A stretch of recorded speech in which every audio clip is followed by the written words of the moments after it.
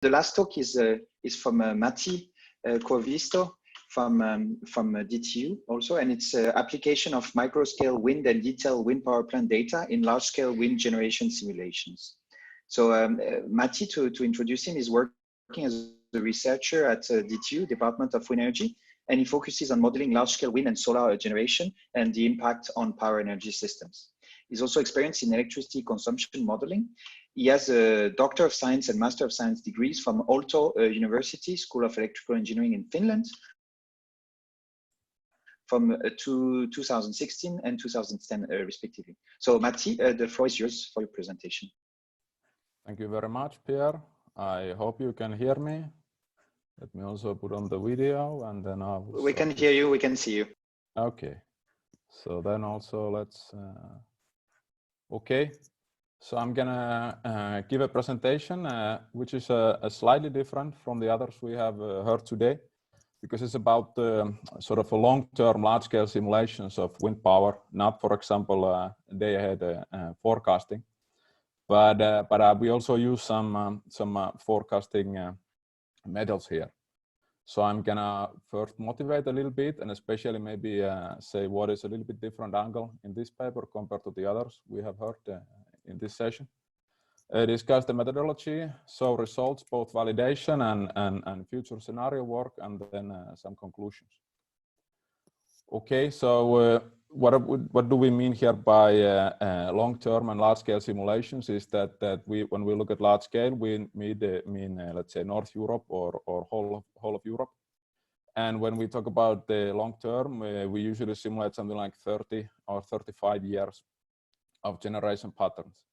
And these are not meant to be forecasts, but they are meant as input for TSOs, for example, for transmission planning, expansion planning, system adequacy modeling, and they are also related to balancing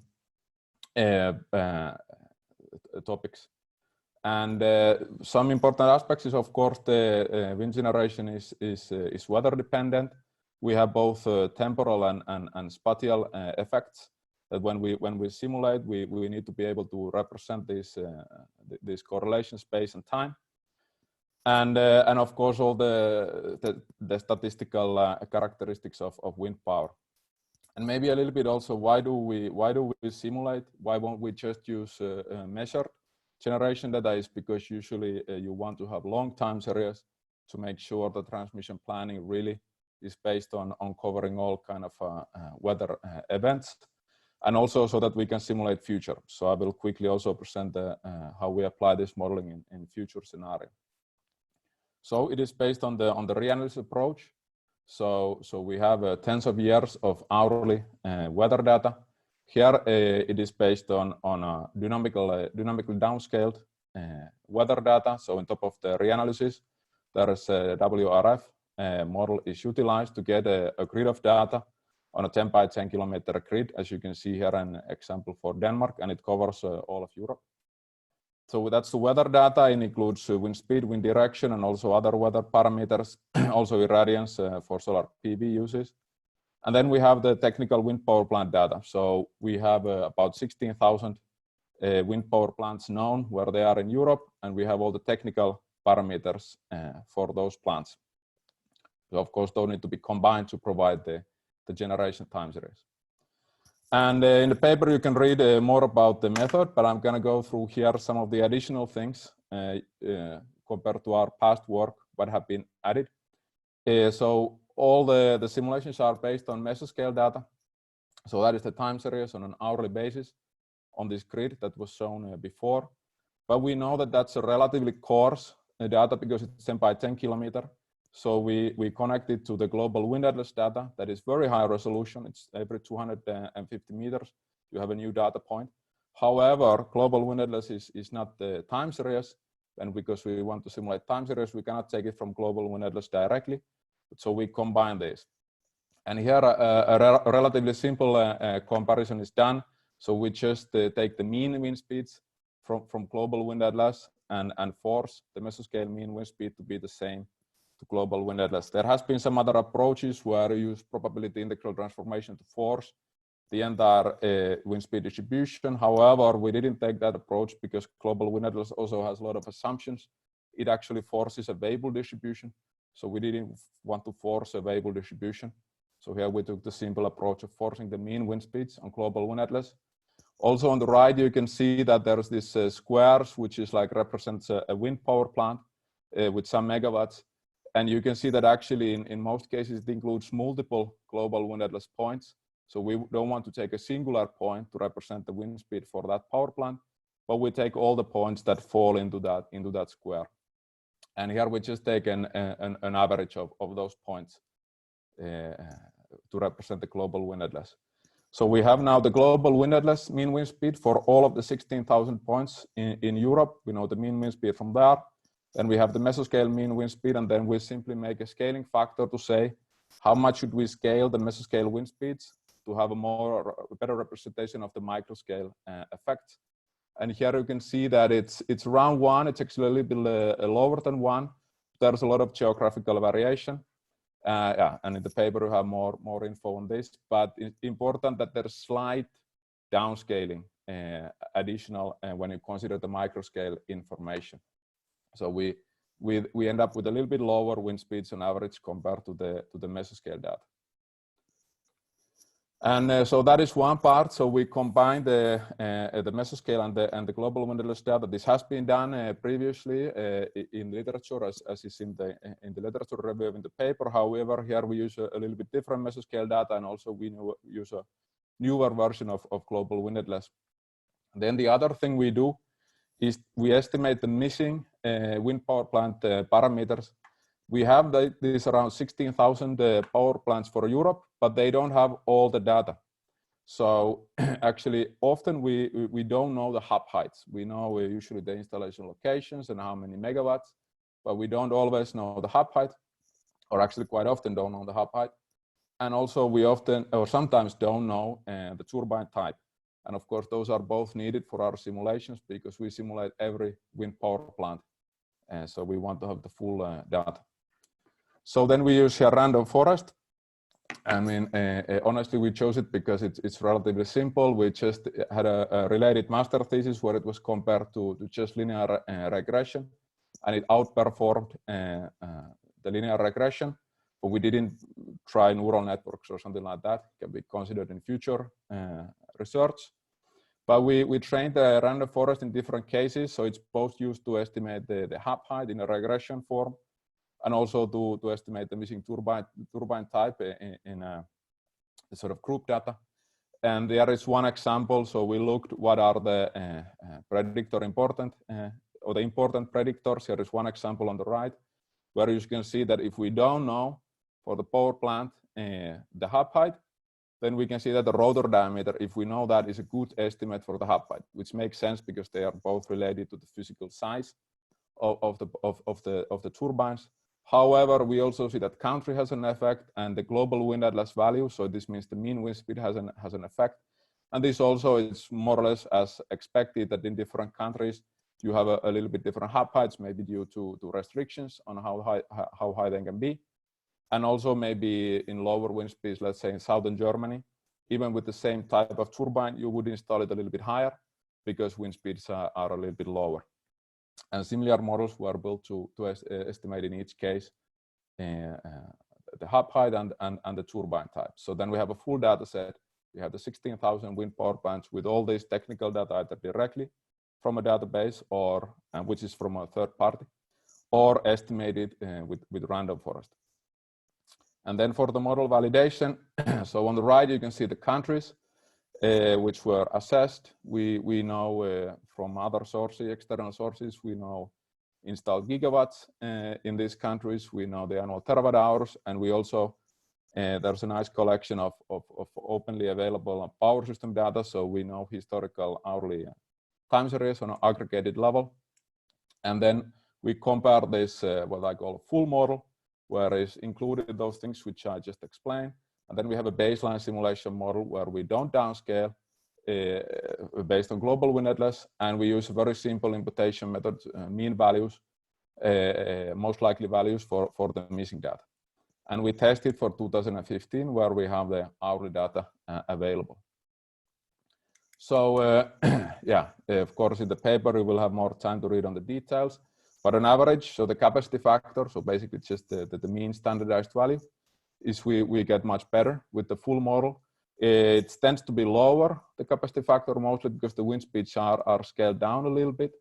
And we get, in most countries, a better match to historical data. And I'll get back to those cases where we have some issues. But generally, we are better. We also, here is in the brackets, you can see when we also assume or apply known grid curtailment values, because we know in some countries, because we don't simulate the grid here, so we just apply on the annual level at the grid curtailment to get a better better comparison to the measured data. And here is some distribution on the generation. So in all of these cases, and in most cases, the full model is better. It can better represent the distribution shape for the generation. One case here is Ireland, where you can see on the right side, the tail is not close to the measured data, but we also know that in Ireland there is grid curtailment, and it mostly occurs or is assumed to occur on quite high generation values. So something like this we expect, because we only model curtailment on an annual basis, not an hourly basis. So we still think it for Ireland also it's relatively good. Then those were the capacity factor distributions. We looked at autocorrelations. So there is very little. So here is a significant difference in the distribution shapes. But when we look at the autocorrelations, there is very little difference between this full model and the baseline. Autocorrelations or low lags are quite well represented. There is some difference on the higher lags, which we don't know exactly why, but we think it's more on the meteorological data, not on the additional methods explained here. And in either is almost the same, or the full model is slightly better than the baseline. This was consistent with all the countries. Then also with spatial correlations, we have a pretty good representation of the measured data in both the full model and the baseline. However, it's a little bit random when one model is better than the other. So we basically conclude that there is no significant difference on the spatial correlations, but the model seems pretty good. And then, of course, so now we conclude that we get a better representation of capacity factors. Distributions are better modeled for most countries. Autocorrelation and spatial correlations are not drastically changed, but still pretty well modeled. So now there's an application example. Now we have a model that is quite well, in quite good accordance with measured data.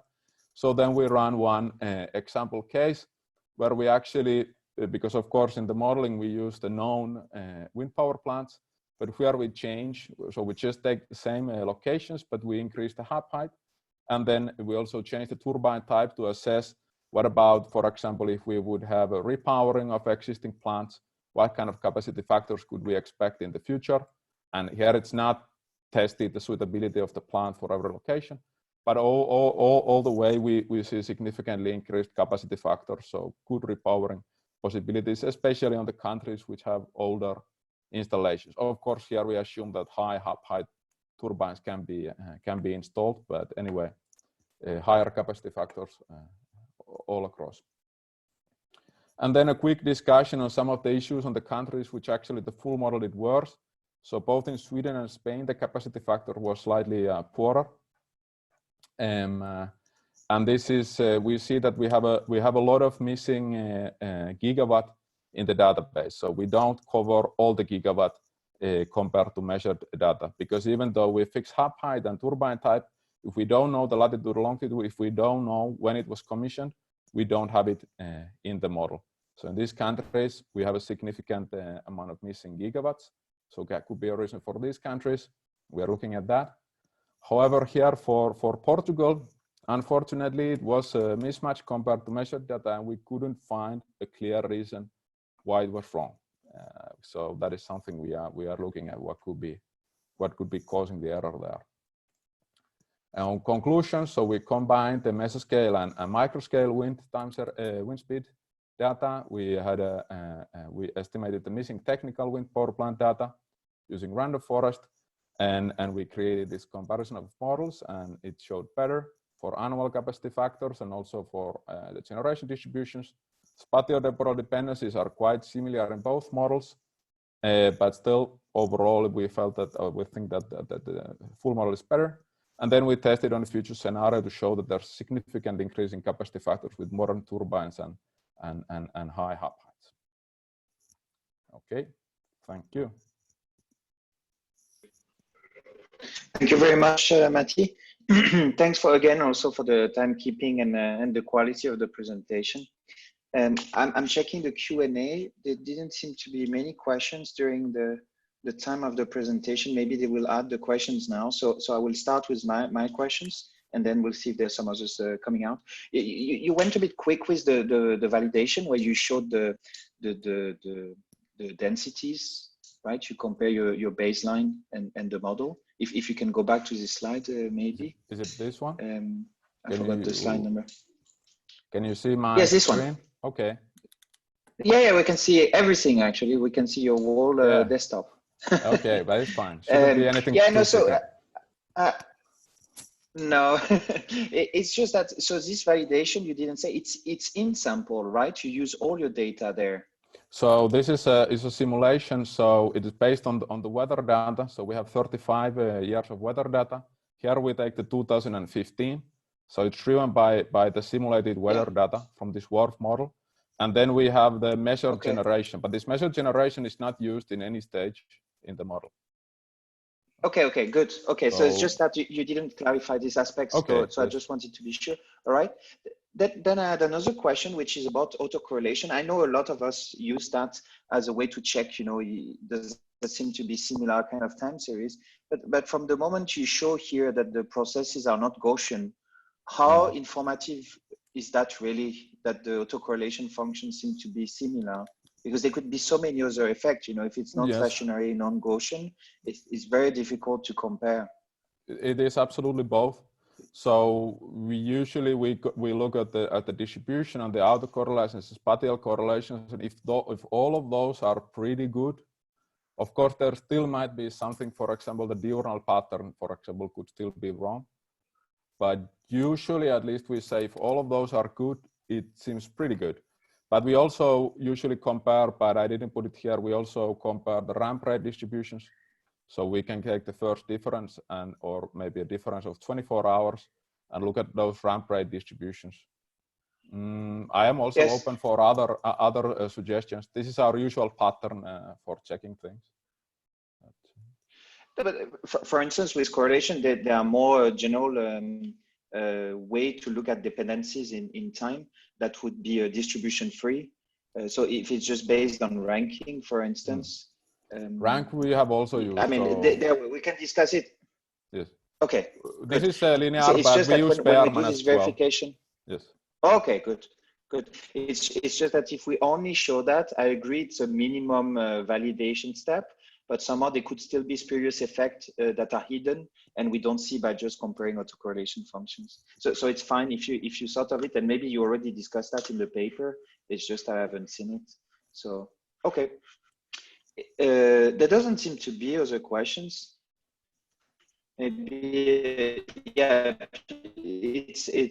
reaching the end of the session, right? Or they got enough of all the presentation. But personally, I would like to thank you very much. I mean, thanks the presenters very much. I mean, the quality of the presentation was really, really good, and you've all been very good at say playing the game of this online session. Very good timekeeping, very good effort to share the information in a way that is suitable for this online setup. So I'm sure I'm speaking for everybody that's still attending now. So thank you very much. I think it was a great session. What I will do is that I will close now, and I hope that you will enjoy the other sessions for the week of conference. Obviously, you should contact the authors if you have some extra questions. If you don't have their contact details, you can contact me maybe, and I will forward the questions. Do not hesitate, because still the idea of this kind of conference to trigger some discussion, making sure that we have momentum. So yeah, I hope that will trigger a lot of good ideas, a lot of good discussion. And thanks a lot. Have a very nice day, and yeah, see you soon, hopefully. Bye-bye. Bye. Bye. Thank you. Bye. Thank you. Thank you.